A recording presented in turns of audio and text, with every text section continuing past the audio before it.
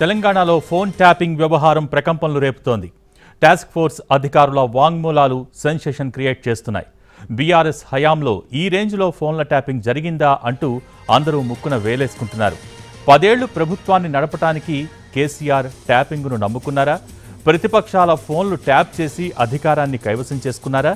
చివరికి జడ్జీలను కూడా వదిలిపెట్టలేదా? మీడియా అధిపతులు, జర్నలిస్టుల ఫోన్లపై నిఘా పెట్టాల్సిన అవసరమేంటి? ట్యాపింగ్తో పారిశ్రామికవేత్తలను బ్లాక్మెయిల్ చేశారా? ఇలా ఎన్నో ప్రశ్నలు ఉత్పన్నమవుతున్నాయి.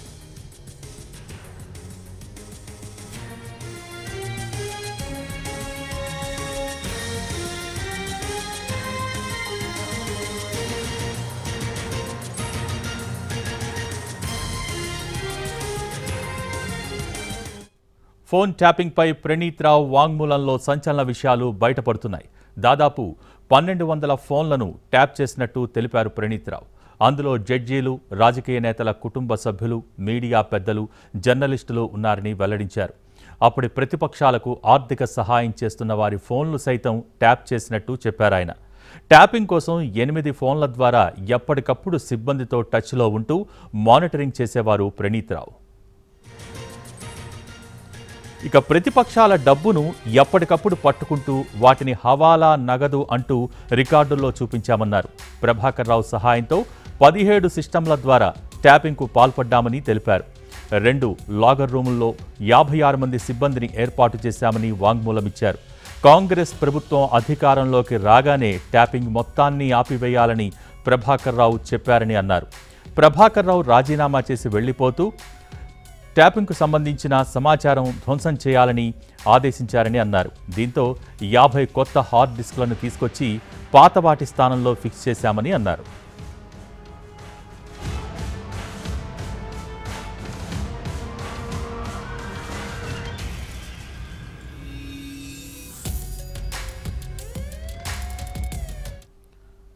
ధ్వంసం చేసిన 17 హార్డ్ డిస్కులలో అత్యంత కీలకమైన సమాచారం ఉందని పోలీసులకు తెలిపారు ప్రణీత్ రావు. పెన్ డ్రైవ్లు, హార్డ్ డిస్కులు, ల్యాప్టాప్లలో ఉన్న డేటాని ఫార్మాట్ చేసి ధ్వంసం చేశామని చెప్పారు. హార్డ్ డిస్కులను నాగోల్, మూసారంబాగ్ మూసిలో పడవేశానని, ఫార్మాట్ చేసిన సెల్ ఫోన్లు, పెన్ డ్రైవ్లు బేగంపేట నాలాలో వేశానని చెప్పారు ప్రణీత్ రావు.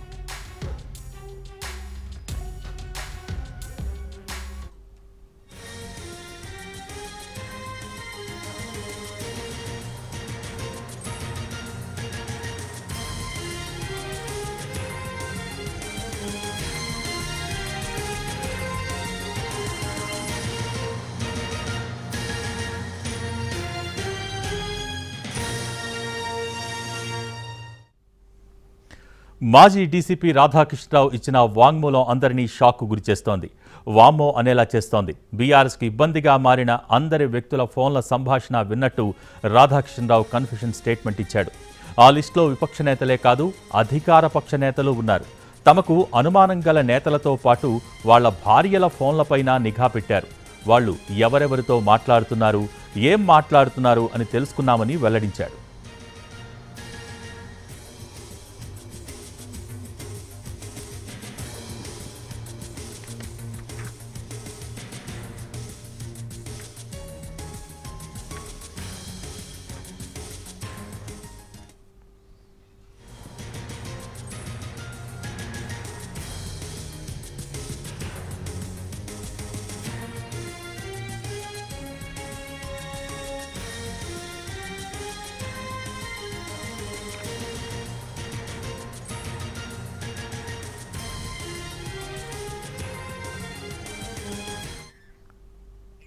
కడియం శ్రీహరితో రాజయ్యకు వైరం ఉంది. దీంతో ఆయన ఫోన్ను ట్యాప్ చేసినట్టు రాధాకృష్ణరావు చెప్పాడు. కుత్బుల్లాపూర్ ఎమ్మెల్యేతో విభేదాలు ఉన్న శంభీపూర్ రాజుపై నిఘా పెట్టామని తెలిపాడు. తాండూరు ఎమ్మెల్యేతో పట్నం మహేందర్ రెడ్డి దంపతులకు విభేదాలు ఉన్నాయి. దీంతో వాళ్లను సర్వేలెన్స్లో పెట్టామన్నాడు.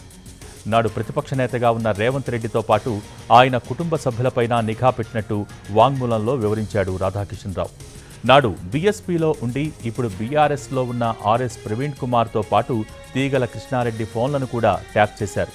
కాంగ్రెస్ నేత జానారెడ్డి, ఆయన కొడుకు రఘువీర్ రెడ్డి ఫోన్లను విన్నామని ఒప్పుకున్నాడు రాధాకృష్ణరావు. అలాగే సరితా తిరుపతయ్య, జువాడి నరసింగరావు, వంశీకృష్ణ, కవంపల్లి సత్యనారాయణ ఫోన్లను ట్యాప్ చేసినట్టు రాధాకిషన్రావు అంగీకరించాడు.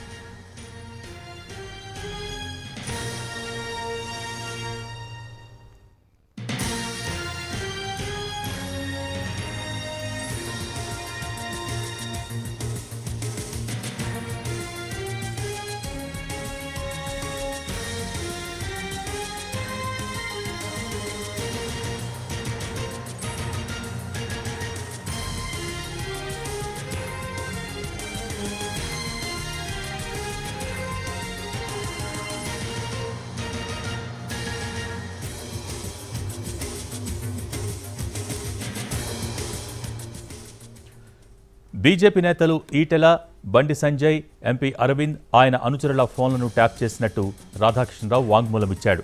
మీడియా యజమానులను కూడా వదల్లేదని ఒప్పుకున్నాడు. వారి ఫోన్లను కూడా విన్నామన్నారు. ఫోన్లు ట్యాప్ చేస్తున్నారని, వాట్సాప్, స్నాప్చాట్లో మాట్లాడిన వాళ్లను కూడా విడిచిపెట్టలేదు. ఏ మార్గాల్లో మాట్లాడుతున్నారో తెలుసుకుని ఇంటర్నెట్ ప్రోటోకాల్ డేటా రికార్డ్స్ను విశ్లేషించారు. బీఆర్ఎస్ అగ్రనేతల్లో ఓ నేత ఆదేశాలతో ఓ మీడియా యజమాని ప్రణీతిరావుతో నేరుగా మాట్లాడినట్టు తెలిపాడు రాధాకిషన్రావు. ఆ మీడియా యజమాని ఇచ్చిన సమాచారంతో పలువురి ఫోన్లు ట్యాప్ చేసినట్టు తెలిపాడు. అక్టోబర్, నవంబర్ నెలల్లోనే వీఐపీల సమాచారాన్ని మీడియా ఓనర్ సేకరించి ప్రణీతిరావుకు అందించాడని చెప్పాడు.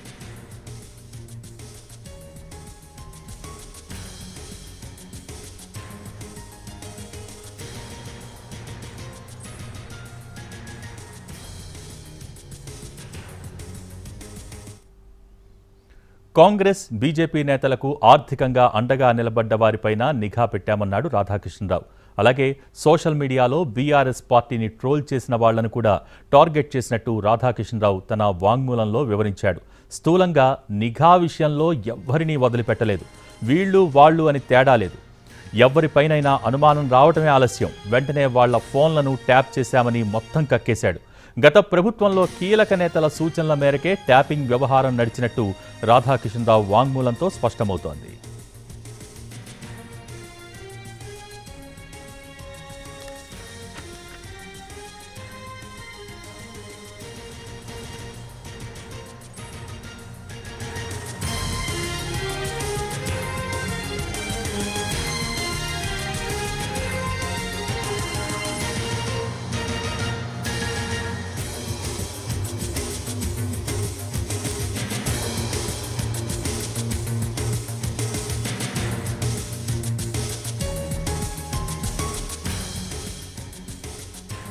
ఇంత సంచలనం సృష్టించినటువంటి ట్యాపింగ్ కేసు అప్డేట్స్కి సంబంధించి మరిన్ని details NTV crime input editor Ramesh Vaitla అందించడానికి న్యూస్ రూమ్ నుంచి లైవ్లో సిద్ధంగా ఉన్నారు. రమేష్ వైట్ల, ప్రస్తుతం మనం చూస్తున్నాం ట్యాపింగ్ అంశం ఒక సంచలనం సృష్టిస్తోంది. రోజుకో మలుపు తిరుగుతోంది. అనేక రకాలైన స్టేట్మెంట్స్ మనం చూస్తూ ఉన్నాం. పార్టీల మధ్య వాద ప్రతివాదాలు చూస్తున్నాం. సో ప్రస్తుతానికి ఈ ట్యాపింగ్ కేసు ఎంతవరకు వచ్చింది, ఈ విచారణ, దానికి సంబంధించిన అప్డేట్స్ గురించి చెప్పండి. ఎస్, ఫోన్ ట్యాపింగ్ వ్యవహారం ప్రస్తుతానికి హైదరాబాద్ పోలీసులోని ప్రత్యేక విభాగం దీనిపైన విచారణ జరుగుతుంది. ఏసీపీ జూబ్లీహిల్స్ వెంకటగిరి దీనిపైన ప్రత్యేక దర్యాప్తు చేస్తున్నారు. దాదాపు ఒక 25 మంది ప్రత్యేక బృందంతో విచారణ జరుపుతున్నారు. అయితే ఈ ఫోన్ ట్యాపింగ్ వ్యవహారం వెలుగులోకి వచ్చిన తర్వాత ఈ ప్రత్యేక బృందం దాదాపు 2 నెలల నుంచి కూడా ఈ బృందం మొత్తంగా విచారణ చేస్తుంది. అయితే ఇప్పటికీ దాదాపు 10ల సంఖ్యలో చాలామంది స్టేట్మెంట్ రికార్డ్ చేసింది. అయితే అరెస్ట్ అయిన నలుగురు, ఏదైతే ప్రణీతరావు కావచ్చు, భుజంగరావు, తిరుపతన్న, రాధాకిషన్, ఈ నలుగురు సంబంధించిన పోలీసు అధికారులని అధికారులు అరెస్ట్ చేసి వారు రిమాండ్ చేసి తిరిగి వాళ్ళని కస్టడీలో తీసుకొని వాళ్ళ స్టేట్మెంట్లు రికార్డ్ చేస్తారు. అయితే ఈ రికార్డ్ చేసిన స్టేట్మెంట్లో సంచలన విషయాలు కూడా వెలుగులోకి రావడం జరిగింది. అయితే ట్యాపింగ్ ఏం జరిగింది, ఎలా జరిగింది, ఎవరు చేశారు, ఎప్పుడు చేశారు, ఎక్కడెక్కడ చేశారు, ఎవరోని చేశారు, ఎక్కడ ఏ రాజకీయ నాయకులు చేశారు, ప్రతిపక్ష నాయకులు ఎప్పుడు చేశారు, తర్వాత వ్యాపారవేత్తలు చేశారు. దీంతోపాటుగా ముఖ్యమైనది జడ్జిలతో పాటుగా మీడియా సంస్థల యజమానులు, అందులో పనిచేస్తున్న జర్నలిస్టుల ఫోన్ను కూడా ట్యాప్ చేసినట్టుగా పేర్కొనడం జరిగింది. అయితే పూర్తిగా అనైతికల్గా జరిగిన ఈ వ్యవహారం సంబంధించి పోలీస్ శాఖ, హైదరాబాద్ పోలీసులు కూలంకుషంగా విచారణ జరుపుతున్నారు. ఎక్కడ ఎలాంటి దానికి ఆస్కారం లేకుండా పూర్తిగా ప్రతి ఇష్యూని కూడా టచ్ చేస్తున్నారు. అయితే ఈ ట్యాపింగ్ విషయం చూసినట్టయితే ఎస్ఐబిలోని SOT అంటే స్పెషల్ ఆపరేషన్ టీమ్ అని ఒకటి ఏర్పాటు చేసి ఆ మేరకు ఐజీ నవీన్ చంద్ర కాలం నుంచి SOT పనిచేస్తూ ఉన్నది. అయితే ఈ SOT ప్రత్యేకంగా పొలిటికల్ వింగ్కు సంబంధించిన వ్యవహారాలు, అంటే అధికార పార్టీలో ఉన్న అధికార పార్టీకి సంబంధించిన పొలిటికల్ దానికోసం వీళ్ళు పనిచేయడం మొదలుపెట్టడం జరిగింది. అయితే దీంట్లో ముఖ్యంగా చూస్తే అధికార పార్టీకి సంబంధించి ఎవరైనా అధికార పార్టీలో ఉంటూ విమర్శలు చేస్తున్న వాళ్ళపైన ట్యాప్ చేశారు, అధికార పార్టీ పైన విమర్శలు చేస్తున్న వారిపైన ట్యాప్ చేశారు, విద్యా సంఘాల నేతలు ఫోన్ ట్యాప్ చేశారు, కార్మిక సంఘాల నేతలు ట్యాప్ చేశారు.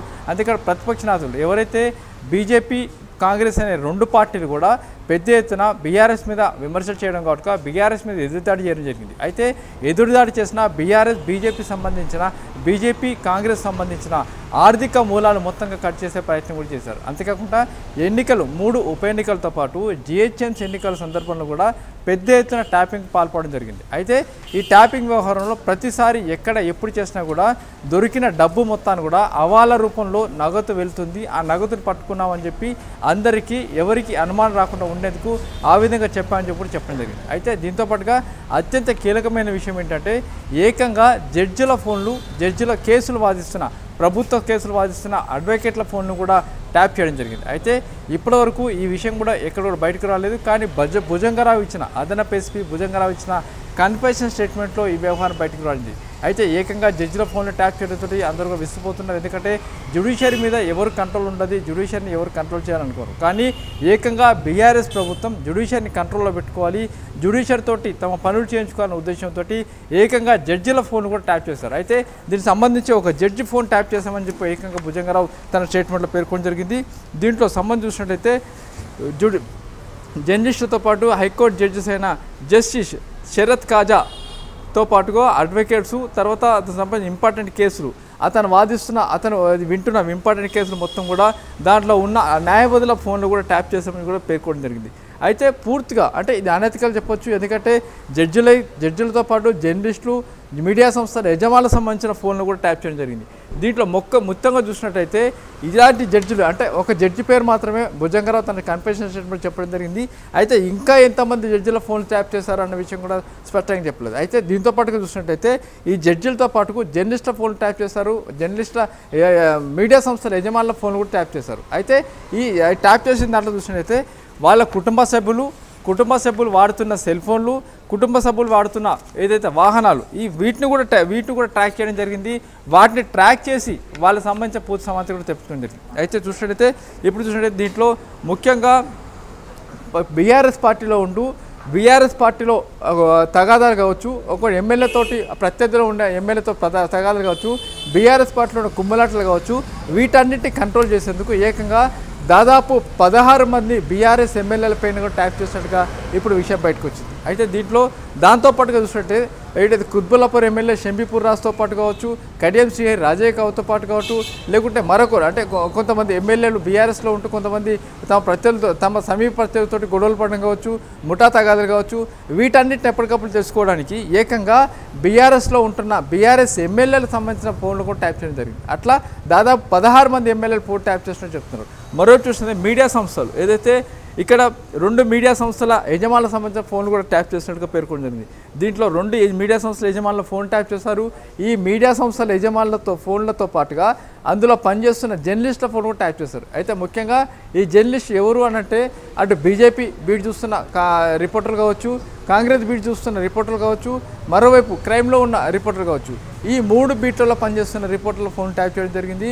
వాళ్ళ కుటుంబ సభ్యుల ఫోన్లు కూడా ట్యాప్ చేయడం జరిగింది. వాళ్ళు వాడుతున్న వాహనాలు కూడా ట్యాప్ చేయడం జరిగింది. కుటుంబ సభ్యుల ఫోటోలను తీసుకొని ఏదైతే ఇల్లీగల్ ఫోటోలు తీసుకొని ఆ ఫోటోలన్నింటి కూడా మిగతా ఏదైతే కింది వారికి కూడా పంపించడం జరుగుతుంది.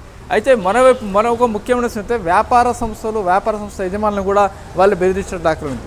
భుజంగరావు ఏకంగా చూసినట్టయితే సంధ్యా శ్రీధర్రావు ఒక రియల్ ఎస్టేట్ వ్యాపారి, తర్వాత మిగతా వ్యాపారాలు చేస్తుంటారు. అలాంటి సంధ్యా శ్రీధర్రావుకు ఉన్న వ్యక్తిగత విషయాన్ని మొత్తంగా అడ్డంగా పెట్టుకొని మొత్తంగా బీఆర్ఎస్ పార్టీకి 13 కోట్ల రూపాయల వరకు ఎలక్ట్రల్ బాల్ కొనిపించే విధంగా చేశారు. అయితే అతను కొనేంత వరకు కూడా అతనిపైన దాదాపు 15 నుంచి 20 క్రిమినల్ కేసులు పెట్టి అతనిపైన ఇబ్బందికి గురి చేశారు. తీవ్ర స్థాయిలో హరాస్మెంట్ జరిగింది. సైబరాబాద్ పోలీస్ కమిషనర్ పరిధిలో చాలా వరకు కేసులు పెట్టేసి అతను అరెస్ట్ చేసి రిమాండ్ కూడా పంపించడం జరిగింది. ఆ తర్వాత మళ్ళీ కేసులు పెట్టడం జరిగింది. అయితే తిరిగి అతను 13 కోట్ల రూపాయల ఎలక్ట్రల్ బాండ్లు బీఆర్ఎస్ పార్టీ కొనిపించే చేశారు. దాంట్లో 2 కోట్ల రూపాయలు ఒక మీడియా సంబంధించిన ప్రతినిధి కూడా తీసుకువెళ్ళని చెప్తున్నారు. అయితే ఇలా చూసినట్లయితే చాలా వరకు రాధాకిషన్ కావచ్చు, భుజంగరావు కావచ్చు, లేకుంటే తిరుపతి అన్న కావచ్చు. ఈ ముగ్గురు ఎప్పటికప్పుడు ప్రభాకర్ రావుతో, ఎస్ఐబి మాజీ చీఫ్ అయిన ప్రభాకర్ రావుతో టచ్లో ఉన్నాడు. టచ్లో ఉండి ఎప్పటికప్పుడు కూడా వాళ్ళు ఇచ్చే సమాచారంతో ట్యాపింగ్ పాల్పడ్డారు. అయితే మరొక ముఖ్యమైన విషయం ఏంటంటే చాలా వరకు చూసినట్లయితే ఎస్ఓటీలో ఏమేం చేశామన్న విషయాన్ని కూడా ప్రణీత్ రావు కూలంకుషంగా తన వాంగ్మూలంలో చెప్పడం జరిగింది. దాదాపుగా ఎస్ఓటీలో అంటే స్పెషల్ ఆపరేషన్ టీంలో ఉంటూ 1200 మందికి పైగా టెలిఫోన్లో ట్యాప్ చేశాము. ఆ ఫోన్లను ఎప్పటికప్పుడు సమాచారం తెలుసుకున్నాం. బీఆర్ఎస్ పార్టీకి వ్యతిరేకంగా పనిచేస్తున్న వాళ్ళ ఫోన్ ట్యాప్ చేసాం. బీఆర్ఎస్ పార్టీకి వ్యతిరేకంగా సోషల్ మీడియాలో పనిచేస్తున్న వాళ్ళ ఫోన్ ట్యాప్ చేసాం. బీఆర్ఎస్కి సంబంధించి అటు సోషల్ మీడియా ట్రోలింగ్ చేసిన వాళ్ళ ఫోన్ ట్యాప్ చేస్తాం. అంతేకాకుండా చాలామంది రియల్ ఎస్టేట్ కావచ్చు, వ్యాపారవేత్తలు కావచ్చు, లేకుంటే కొంతమంది జర్నలిస్టులు కావచ్చు, లేకుంటే పోలీస్ అధికారులు అంటే బ్యూరోక్రాట్స్, ఐఏఎస్, ఐపీఎస్, ఐఆర్ఎస్ సంబంధించిన అధికారుల ఫోన్ కూడా ట్యాప్ చేస్తాం, బ్యూరోక్రాట్ల ఫోన్ కూడా ట్యాప్ చేస్తామని చెప్పి జరిగింది. దీంట్లో ముఖ్యంగా చాలామంది ఏదైతే ఐఏఎస్, ఐపీఎస్, ఆల్ ఇండియా సర్వీసెస్లో ఉన్న అధికారులు వాళ్ళు స్వేచ్ఛగా పనిచేస్తుంటారు. వాళ్ళు అంటే ప్రభుత్వం ఏదుంటే దానికి అనుకూలంగా పనిచేసే వ్యవస్థ ఉంటుంది. కానీ అలాంటి వారి ఫోన్లో కూడా ట్యాప్ చేసాం కూడా చెప్పండి. బ్యూరోక్రాట్స్ సంబంధించిన ఫోన్లు కూడా పెద్ద ఎత్తున ట్యాప్ చేసాం. ఆ సంబంధించిన సమాచారం ఎప్పటికి కూడా పైకి చెప్పాను. అయితే దీనికి సంబంధించి ఏదైతే ఎస్ఐబిలో సిఓఓగా చీఫ్ ఆపరేటింగ్ ఆఫీసర్గా కొనసాగుతున్న ఎస్ఐబి ప్రభాకర్ రావు నేతృత్వంలో ఈ వ్యవస్థ మొత్తం నడిచిందని చెప్పి అటు ప్రణీత్ రావు చెప్పడం జరిగింది. ప్రణీత్ రావును మొదట అరెస్ట్ చేసినప్పుడు అతని ఇచ్చిన స్టేట్మెంట్లో మేము దాదాపుగా 1200 ఫోన్లను ట్యాప్ చేశాం. ఈ ట్యాప్ చేసిన ఫోన్లకు సంబంధించిన సమాచారం ఎప్పటికప్పుడు ప్రభాకర్కి ఇచ్చాం. కింద ఏమైనా ఆపరేషన్స్ ఉంటే దానికి సంబంధించిన సమాచారం భుజంగరావు, తిరుపతి అన్న, రాధాకృష్ణకి ఇచ్చి దీంతో పాటుగా కొన్ని జిల్లాల్లో ఉన్న తమ టీమ్స్ వాళ్ళకు ఇచ్చేసి ఆ మేరకు ఆపరేషన్ చేశామని చెప్పాడు. అయితే ఎన్నికలు 3 ఉప ఎన్నికలు జరగడం జరిగింది. జిహెచ్ఎంసీ ఎన్నికలు జరగడం జరిగింది. అంతకన్నా ముందు మొన్న సాధారణ ఎన్నికలు కూడా జరగడం జరిగింది. అయితే ఈ ఎన్నికల సందర్భంలో పెద్ద ఎత్తున బీజేపీ, కాంగ్రెస్ పార్టీకి ఎవరైతే ఆర్థిక సహాయం చేస్తున్నారో వాళ్ళ సంబంధించిన ఫోన్లను ట్యాప్ చేసి ఆ మేరకు పట్టుకోవడం జరిగిందని చెప్పింది. అయితే పెద్ద మొత్తంలో దొరికిన డబ్బు అంటే దీంట్లో ఉత్తమ్ కుమార్కి సంబంధించిన బంధువుల మిత్రులకు సంబంధించిన డబ్బు దొరికింది. తర్వాత కోమటిరెడ్డి వెంకరెడ్డికి సంబంధించిన బంధువుల డబ్బు దొరికింది. తర్వాత రాజగోపాల్ రెడ్డికి సంబంధించిన డబ్బులు దొరికింది. తర్వాత ఈటల రాజేందర్కి సంబంధించిన మిత్రుల డబ్బులు దొరికింది. తర్వాత పొంగులేటి శ్రీనివాసరెడ్డికి సంబంధించిన బంధువులకు సంబంధించిన డబ్బులు దొరకడం జరిగింది. తర్వాత అప్పటి ప్రతిపక్ష నేత ప్రస్తుత ముఖ్యమంత్రి అయిన సీఎం రేవంత్ రెడ్డికి సంబంధించిన 4 మిత్రుల దగ్గర నుంచి డబ్బులు కూడా వీళ్ళు స్వాధీనపరచుకోవడం జరిగింది. ఈ డబ్బు మొత్తాన్ని కూడా హవాలా రూపంలో దొరికింది, హవాలా రూపంలో ట్రాన్సాక్షన్ అవుతుందని చెప్పి అటు పోలీసులు చూపడం జరిగింది. అయితే ఏదైతే కాంగ్రెస్ ప్రభుత్వం అధికారంలోకి వచ్చిన తర్వాత ఈ వ్యవస్థ మొత్తం బట్టబయలవుతుంది, తమ మెడకు చుట్టుకుంటుందని చెప్పి భావించిన ప్రభాకర్ రావు తాను రాజీనామా చేస్తూ వెళ్ళిపోతున్న సమయంలో ప్రణీత్ రావును పిలిచి ఇప్పటివరకు మనం ఏదైతే ట్యాపింగ్ చేస్తామో ట్యాపింగ్ చేసిన మెటీరియల్ మొత్తం కూడా డిస్ట్రాయ్ చేయండి, సిడిఆర్స్ కావచ్చు, ఐడిపిఆర్ ఇంటర్నెట్ డేటా ప్రోటోకాల్ సంబంధించిన వ్యవస్థ మొత్తం ధ్వంసం చేయండి అని చెప్పి వెళ్ళిపోవడం జరిగింది. ఈ మేరకు ప్రణీత్ రావు ఎలక్షన్స్ రిజల్ట్ వచ్చిన రోజే ఆ రోజు రాత్రి 8:30 గంటల ప్రాంతంలో ఎస్ఐబిలోని లాగర్ రూమ్లోకి వెళ్ళిపోయి మొత్తంగా అక్కడున్న 17 హార్డ్ డిస్కులను తీసుకువచ్చి కట్టర్స్తో కట్ చేసి ఆ హార్డ్ డిస్కులు మొత్తం కూడా తీసుకువెళ్ళి మూసి నదిలో పడడం జరిగింది. అదే మాదిరిగా తన దగ్గర ఉన్న పెన్ డ్రైవ్, ఐప్యాడ్స్, తర్వాత సెల్ ఫోన్స్, తర్వాత మిగతా సంబంధించిన హార్డ్ డిస్కులు వాటన్నిటిని కూడా కొన్నింటిని ఎరేజ్ చేసి ఫార్మేట్ చేసి వాటన్నిటిని తీసుకెళ్ళి అటు బేగంపేట కాలువలో పడవేయడం జరిగింది. ఆ తర్వాత అక్కడి నుంచి అతను వెళ్ళిపోవడం జరిగింది. తర్వాత మిగతా పేపర్లు మొత్తం కూడా ఎస్ఐబి కార్యాలయంలో సమీపంలో మొత్తం కాల్చివేసి పారిపోవడం జరిగింది. అయితే వ్యవస్థ బయటికి రావడంతో వెంటనే అతను సస్పెండ్ చేస్తారు. తర్వాత పోలీసులు కేసు నమోదు చేస్తారు. అయితే భుజంగరావు, తిరుపతి అన్న, రాధాకిషన్ ఈ ముగ్గురు నడిచేసినప్పుడు ముగ్గురు 3 ఆపరేషన్లు ఉన్నారు, 3 డిఫరెంట్ ఆపరేషన్లు ఉన్నారు. ఏదో భుజంగరావు చూసినట్లయితే పొలిటికల్ సంబంధించిన సమాచారం సేకరిస్తాడు, పొలిటికల్ సంబంధించిన రైవలరీ బీఆర్ఎస్ పార్టీకి సంబంధించి ప్రత్యర్థుల సమాచారం సేకరిస్తాడు, బీఆర్ఎస్ పార్టీకి ఎవరైతే ఆర్థిక సాయం చేస్తున్నారో వాళ్ళ సమాచారం సేకరిస్తాడు. ఈ సమాచారాన్ని మొత్తం కూడా ఎప్పటికప్పుడు అటు రాధాకృష్ణకు అందజేస్తాడు. రాధాకృష్ణ టాస్క్ ఫోర్స్ డీసీగా పనిచేస్తూ అతను ఎవరైతే భుజంగరావు ఇచ్చిన సమాచారం, అటు ప్రభాకర్ ఇచ్చిన సమాచారం ఈ 2 క్రోడీకరించి అతను ఏకంగా ఎవరైతే భుజంగరావు ఇచ్చిన పేర్లు కావచ్చు, ప్రభాకర్ ఇచ్చిన పేర్లు కావచ్చు వాటి అందరి మీద నిఘా పెట్టడం జరుగుతుంది. అవసరమైన పక్షంలో ఇతనే పట్టుకోవడం జరిగింది. తిరుపతి అన్న ఏకంగా దాడులు చేసి చాలామంది పట్టుకున్నారు. 13 ఆపరేషన్లు చేసి పెద్ద మొత్తంలో నగదు కూడా స్వాధీనపరుచుకున్నారు. అయితే ఈ కేసులో ఇంకా విచారణ కొనసాగుతుంది. ఇప్పటికే నిందితులైన భుజంగరావు కావచ్చు, తిరుపతి అన్న వీళ్ళందరూ బెయిల్ కోసం అప్లై చేశారు. ఈ కేసులో ఇంకా విచారణ అయితే కొనసాగుతుంది. ఫర్దర్గా ముందుకు ఏం జరుగుతుందనే విషయం కూడా తర్వాత చెప్పే అవకాశం లేదని పోలీసు అధికారులు చెప్తున్నారు. Okay, thank you Ramesh.